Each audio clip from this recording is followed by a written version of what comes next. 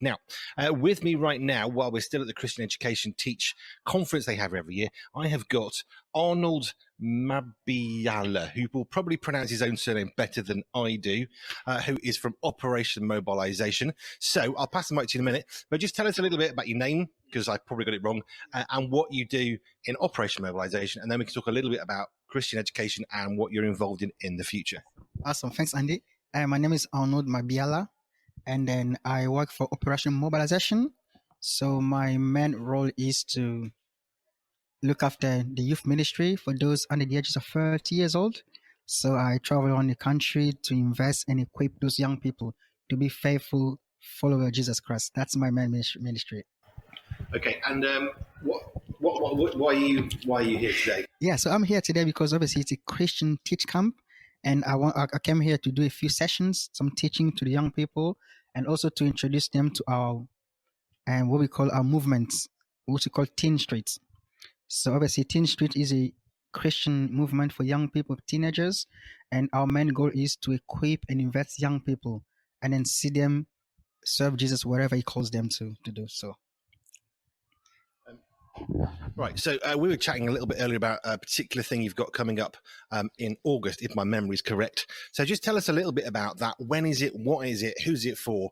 And what are you excited about with that event that's coming up? Yes, so we usually have our summer camp, and this one is happening this year from the 3rd to the 9th of August, and that will be at Cape and Wright Hall, which is a Christian Bible college just up in Lancaster. Now, what's so exciting about this is we get teenagers from all different backgrounds coming together to worship Jesus, but also to learn and be equipped to be witnesses of Jesus. So what we do is we bring young people, we equip them, and we release them in their own society to go and be witnesses of Jesus Christ. And this is so exciting. That's what I'm looking forward to this year. Right, and so that's up in Lancaster, so northwest of the UK. And if I got the dates right, it's the 3rd to the 9th of August. And you've been showing some of the sort of heart behind it. I've seen some of the old photos and stuff, and it's really exciting because it's not just something that's being done. This has actually got a history that you said goes back 30 years. So just talk to us a little bit about why there is now an event in the UK, because you said it used to be in Germany. You'd send 300 children and young people over to Germany. Now we've got one in the UK. So how did the UK event begin? So obviously back in the days, we used to send all the young people from the UK to Germany. And then as the year went on, we realized actually, if you look at the UK, you got 4 countries together: England, Wales, Northern Ireland, and Scotland. Now, in the UK, we have a huge diversity of population. So that's why we thought, let's take Teen Street here in the UK and equip and invest in the young people here in the UK, and then release them to go and make a difference in our societies. And obviously, to go back a bit, 30 years ago, when Teen Street was first founded, it was mainly for Christian teenagers. It's time for them to come together to be equipped in the gospel and continue following the footsteps of their parents. And as the year went on, they started bringing their non-Christian friends. And that's how the event grew and became a movement. And now we're bringing that same movement here in the UK because we want to see more young people to witness about Jesus Christ here in the UK. So it's exciting to see what happens when people get together. And what excited me was this isn't just getting people together because it's a really good idea. Of course it is. But you've got 30 years, 3 decades of history and foundation behind it so that the young people come in this year. It's not new. I mean, it's going to be new for them perhaps. But actually it's also partnership working, which excited me particularly because I love working with other organizations to do what we do together. And as I said to a few people recently, either we're doing this for ourselves or we're doing it for sort of a greater purpose. We're doing this for God. So just tell us a little bit about the relationship you've got with the Bible College, because I'm guessing in August, their students are away. So it's a free building. So in a sense, it's a win-win. But do you know how that relationship came about? Yes. So Cape and Ray, if you go back in history, there's always been some link between Cape and Ray and OM. Now, I mean, over the years, obviously, things went a bit cold, but now we're trying to revive those relationships. Now, Cape and Ray focuses on what we call, they have a youth weeks during the summer. where we have young people coming from pretty much the US and Canada and all over the world to come and spend time with the Lord at Cape and Ray. So as we saw their mission and their vision, it's actually the same thing we're doing in OM.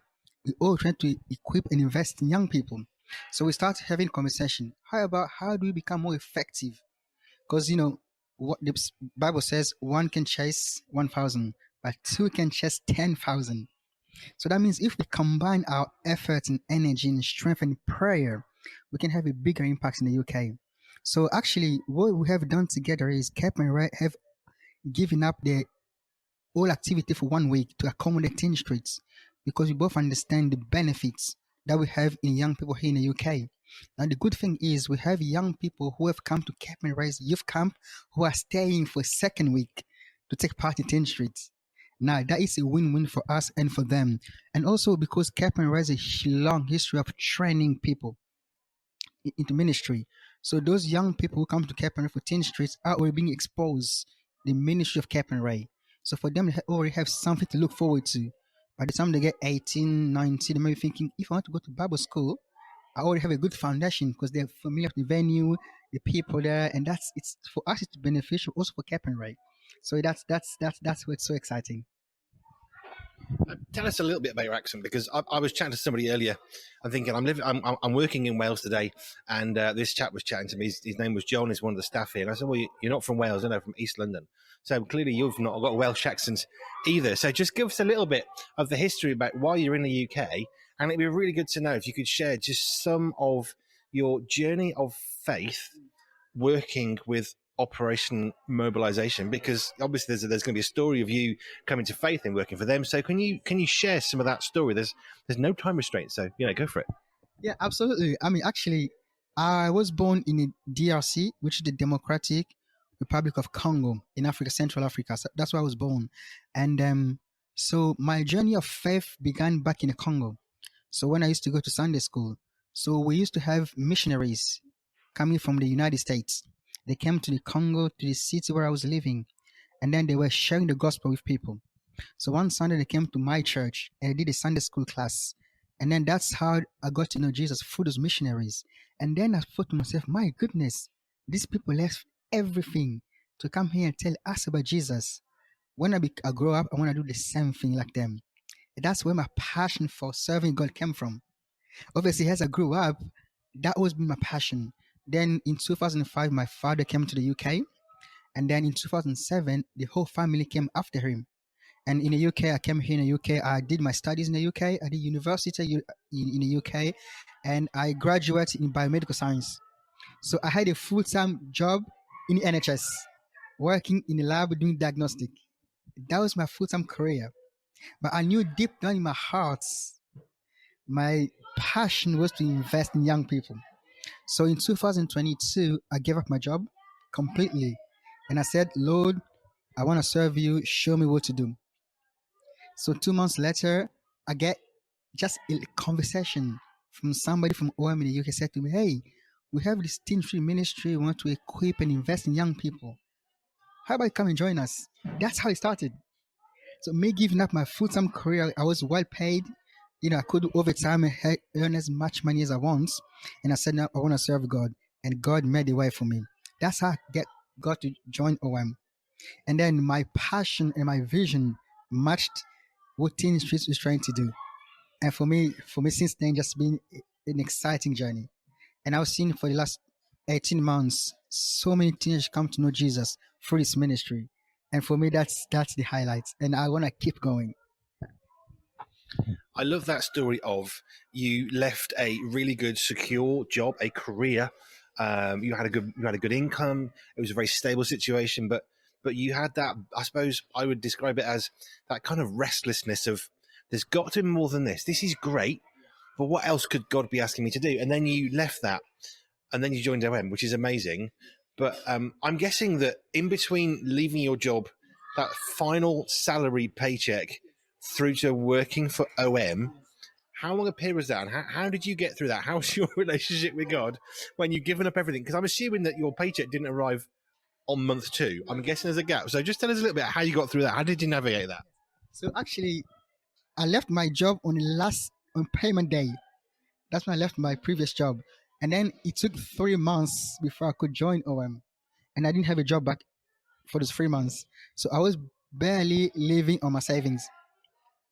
And then somehow, I had a phone call from in the hospital. They wanted me to go do some what we call some bank work, where you just go, you get work for one day, you get paid.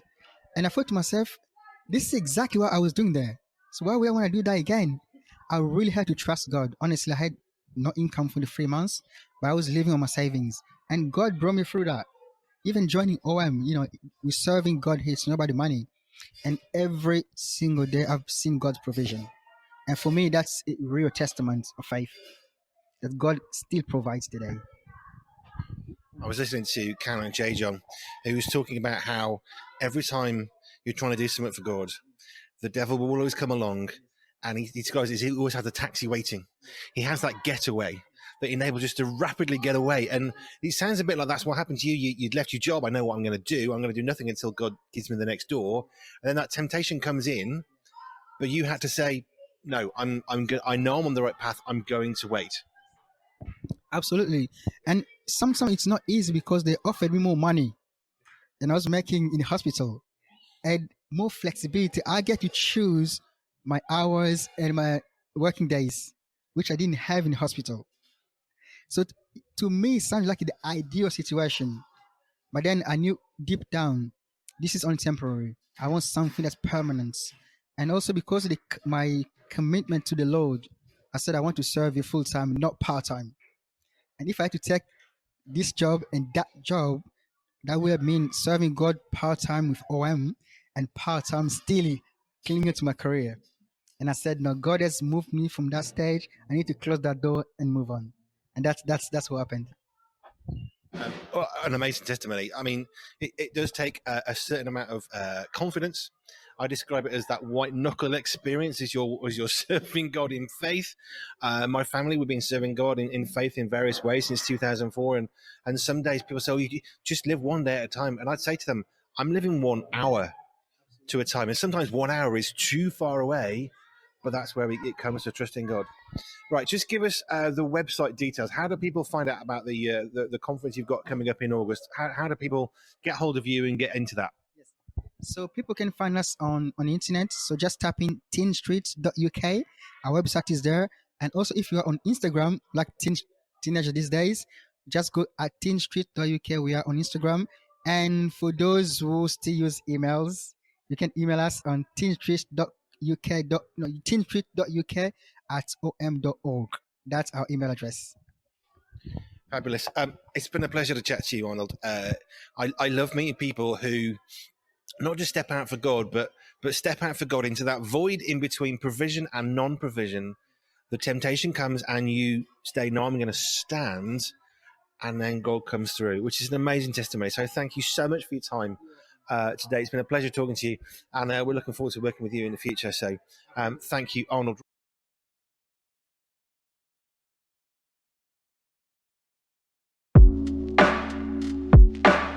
Pure 24/7 radio is listener supported, which means we are free, online and always pure because of the generous support of our listeners.